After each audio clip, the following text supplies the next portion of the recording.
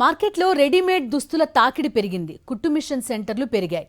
ఇటువంటి పరిస్థితుల్లో వేలాది మంది మహిళలకు కుట్టు శిక్షణ ఇచ్చి మెషీన్లు ఇచ్చినా వాటి ద్వారా వారి కుటుంబాన్ని పోషించుకునేంత ఉపాధి ఉండదనేది ఎవరినడిగినా చెప్తారు.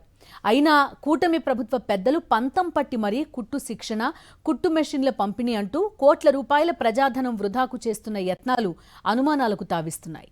10 ఏళ్ల క్రితం పాతబడిన కుట్టు శిక్షణ స్కీమ్ను ఇటీవల కేంద్ర ప్రభుత్వం పీఎం విశ్వకర్మ స్వయం ఉపాధి శిక్షణ కార్యక్రమాల్లోనూ పరిగణలోకి తీసుకోకపోయినా ఏపీలో చేపట్టడం వెనుక ఎవరి ప్రయోజనాలు ఉన్నాయో ప్రత్యేకంగా చెప్పనవసరం లేదు. రాష్ట్రంలోని బీసీ సంక్షేమ శాఖ ద్వారా అవుట్డేటెడ్ స్కీమ్ను అమలు చేయడం ద్వారా అడ్డగోలు స్కామ్ను స్కెచ్ వేశారన్నది తేటతెల్లమవుతుంది. టెండర్ నుంచి శిక్షణ వరకు అనేక లోపభూయిష్ట పద్ధతులు అనుసరించడంతో పాటు నిబంధనలు ఉల్లంఘించిన ఈ స్కీమ్లో ఇప్పుడు బిల్లుల కోసం పైరవీలు ఊపందుకున్నారు. కీలక నేతల ఆశీస్సులతో రంగంలోకి దిగిన చిత్తూరు జిల్లాకు చెందిన కాంట్రాక్టర్ అధికారులతో కుమ్మక్కై భారీ స్కామ్కు కుట్ర పన్నినట్టు విమర్శలు వెల్లువెత్తున్నాయి. 257 కోట్లతో ప్రతిపాదించిన టెండర్ దక్కించుకున్న కాంట్రాక్టర్ నుంచి సెక్యూరిటీ డిపాజిట్ తీసుకోకుండానే వర్క్ ఆర్డర్ ఇచ్చేయడం మరీ దారుణం. వాస్తవానికి టెండర్ ఖరారైన 7 రోజుల్లోగా సెక్యూరిటీ డిపాజిట్ చెల్లిస్తేనే అగ్రిమెంట్ ఇవ్వాలి.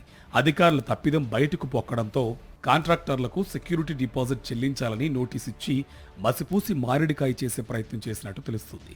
బీసీ సంక్షేమ ఈడబ్ల్యూఎస్ శాఖ ద్వారా 257 కోట్లతో మొత్తం 1,02,832 మంది మహిళలకు ప్రతిపాదించిన ఈ స్కీమ్ అమలులో డొల్లతనం బట్టబయలైంది.